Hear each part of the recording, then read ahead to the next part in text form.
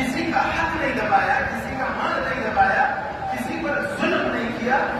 اللہ کے احکامات کو ادا کرنے کی بھرپور کوشش کر رہا ہوں، لیکن کیا تم تکلیفات میرا پیچھے ہی نہیں چھوڑتی؟ آزمائشیں مجھ سے ختم ہی نہیں ہو رہی. آپ کو یہ چیزیں بہت ملیں گی. کبھی کبھی اپنا دل بھی یہ حال بیان کرتا ہے. تو یہ یاد رکھنا، آزمائش دو وجہوں سے ہوتی ہے. آزمائش دو وجہوں سے ہوتی ہے. ایک وجہ رفع درجات کا سبب بنتا ہے.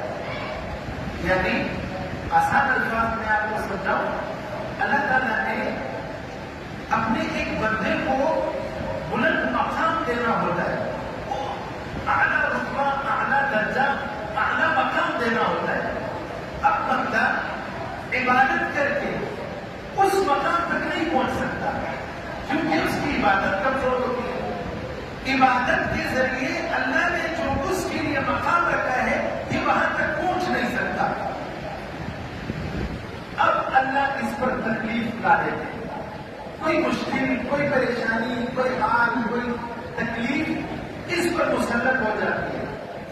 اللہ کا وہ نیک بندہ اس تکلیف، اس مشکل، اس پریشانی، اس مشکل کی گھڑی کو جھیل لیتا ہے صبر کے ساتھ، شکر کے ساتھ، اللہ کی رضا کے ساتھ. اللہ کو وہ ادا اتنی پسند آ جاتی ہے جس مقام کو وہ عبادتوں کے ذریعے، ریاضتوں کے ذریعے، نمازوں کے ذریعے، حج اور عمروں کے ذریعے نہیں حاصل کر سکتا تھا.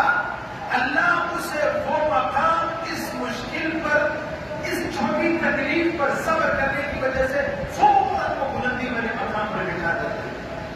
ہم تو سمجھتے ہیں تکلیف ہے، وہ تکلیف آپ ہی کے لیے مفید ہوتی ہے. اس تکلیف کی وجہ سے آپ کے درجات بہت بلند ہوتے جا رہے ہوتے ہیں. تو جس مومن کو تکلیف آئے وہ خوش ہو جائے کہ میرا رب نے مجھے یاد فرمایا.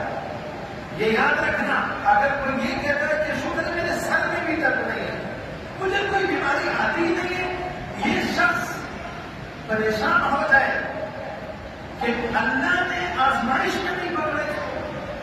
اللہ کی آزمائش مومن بندے پر انعام ہے. اور دوسری وجہ آزمائشوں کی، تکلیفوں کے، حالات کی، برے حالات کے آنے کی گناہ ہے. اللہ تعالیٰ اپنے مومن بندے کو متوجہ کر دیں. ایک آدمی صحت مند ہے،